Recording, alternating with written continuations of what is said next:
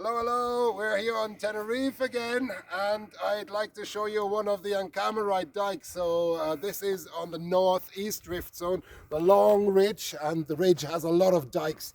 So here we have eroded the ridge a little bit and we can look into it, and here we see these kind of amazing features, and there we have drilled them a few years ago for several papers, and I can put the papers in the little box underneath, but you see it's a very crystal rich rock. So here you see the pyroxene crystals, and quite a lot of them, and the greenish brownish material here, that's the olivine. Let's see whether I can go in a little further.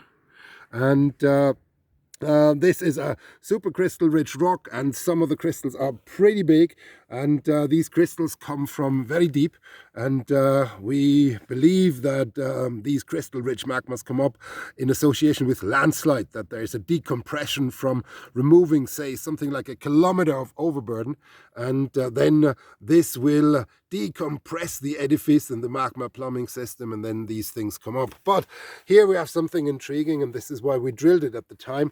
Here at the margin of the dike, we actually have a chilled margin on the very outer end, and there's very few crystals. And then the further in we go, the more crystals we see and the larger the crystals get.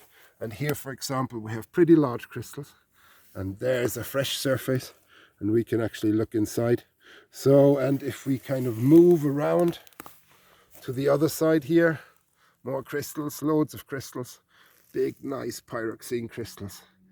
And then we move out here to the margin, and the crystallinity drops. So there is crystals in there, but very small, very few, and this is a bit puzzling. And one of the explanations for this is what's called flow differentiation, and that is that big crystals are bouncing off the margin of such a dike, of such a flow, and they're kind of bouncing into the interior, and that's where they get stuck. Now, I mean, this has been experimentally tested with particulate flow. So this is a reality, the process is real, and this might actually mean that this is the key explanation for these crystals. Another explanation could be that we are thinking about pulses here, pulses of flow, that the crystal rich material came later and the crystal poor material came first, which is also an option. But we don't really see a clear flow boundary here. And here, for example, it's not so convincing.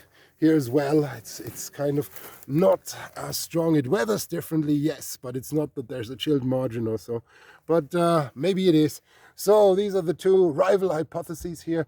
My preferred one is the flow differentiation one, but I don't quite know. Now here, up there, we also drilled a bit a few years ago. So I'll bring you up here now. And here's the old kind of drilling traverse. And here we see the crystal poor facies and the crystal rich facies side by side. So here I could almost say, well, maybe it is actually a bit of this concept of different pulses.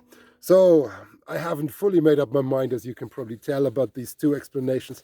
But looking down there into the valley, we're just above the Orotava Valley, the big landslide valley, and I'll talk a little bit more about this later. And there's our car. We're driving up the hill now. Juan Carlos is waiting for me downstairs. So this is our route up the Teide. Gorgeous day. And last look at the dike here. Wonderful Ankaramite dike. And this is about, I'd say about 500,000 years old. Something like this. And yeah, a few 100,000 years.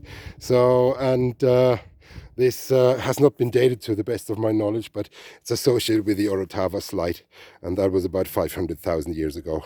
So this is the age of this wonderful rock exposed here along the road, TF21, and makes for a gorgeous stop with the students, and wonderful petrology spot to look at.